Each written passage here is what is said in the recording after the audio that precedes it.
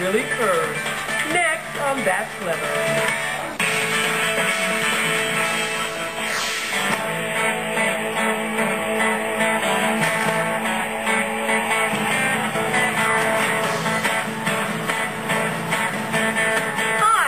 Judy Freeman, and I live in Tampa, Florida.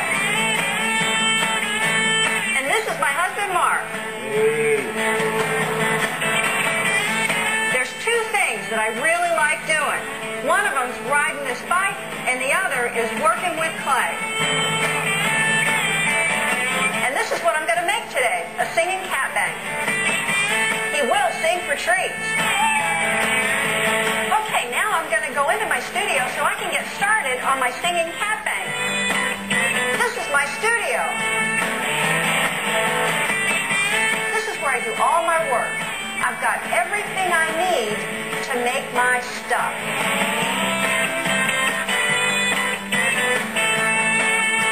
Before I get started, though, I've got to get out of my motorcycle clothes. So I'll be right back. Better. So the first thing I need to do is get some clay and throw the body for the cat bank on the potter's wheel.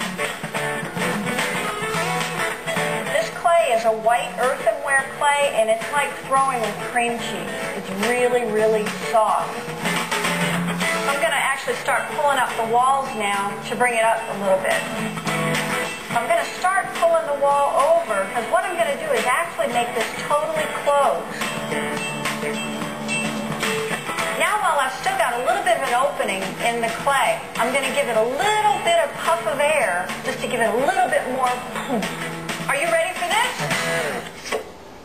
Got clay? Now that it's nice and poofy and I've got the clay off my mouth, I'm going to now close the former. Woohoo!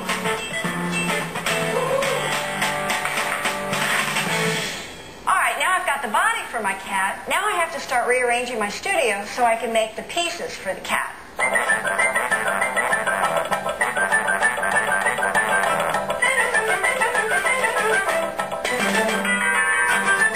Ta-da! Now I'm ready to make the cat's head. And to do that, I'm going to make a couple of pinch pots. The reason why I make the head out of pinch pots instead of throwing it is so that I can get my hand inside to start forming the muzzle of the cat's nose and mouth. Does it look like a cat yet? Meow. I've got these two pinch pots now that I've got to put together. I'm just slip-sliding away. Slip's just water and clay mixed together until it's kind of creamy in consistency. It's a potter's glue. I use this tool to join the two halves in the clay together and kind of smush it around. I'm going to use a coil of clay to reinforce the seam and make it look like one smooth, solid ball of clay. Now it's time for me to start working on the details for the body. This is the stopper for the bank. I'm going to use that as my template for the hole in the bottom of the cat.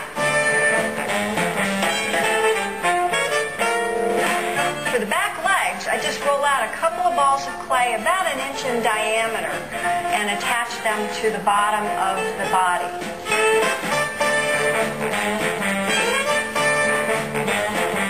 I'm going to score the legs and slip them and attach them to the cat's body.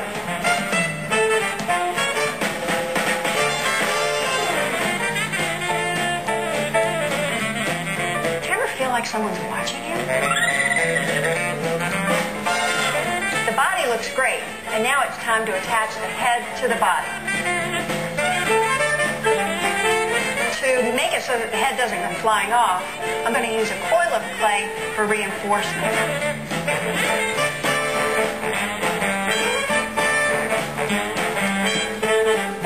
Does it look like a cat yet?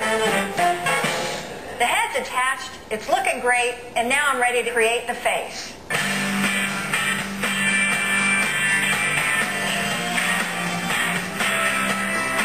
Does it look like a cat yet?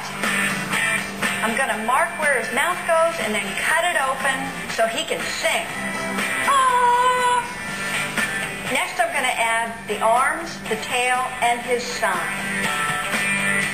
I'm going to put his whiskers in. I'm going to cut a slot for the coins, and this piece will be money. This is high temperature wire that can be fired with the cat in the kiln, and it won't melt. Now it looks like a cat.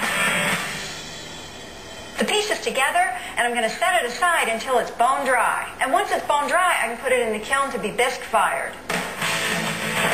Because it takes a while to be bisqued, I've got one that's already been fired, ready to be glazed. My cat's going to be Calico.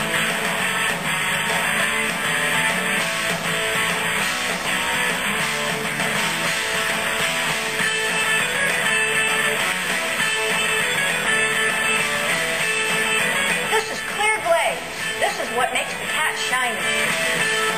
He might look lavender, but he's not going to be lavender when he finishes up. This glaze fires clear. Whoa! My cat's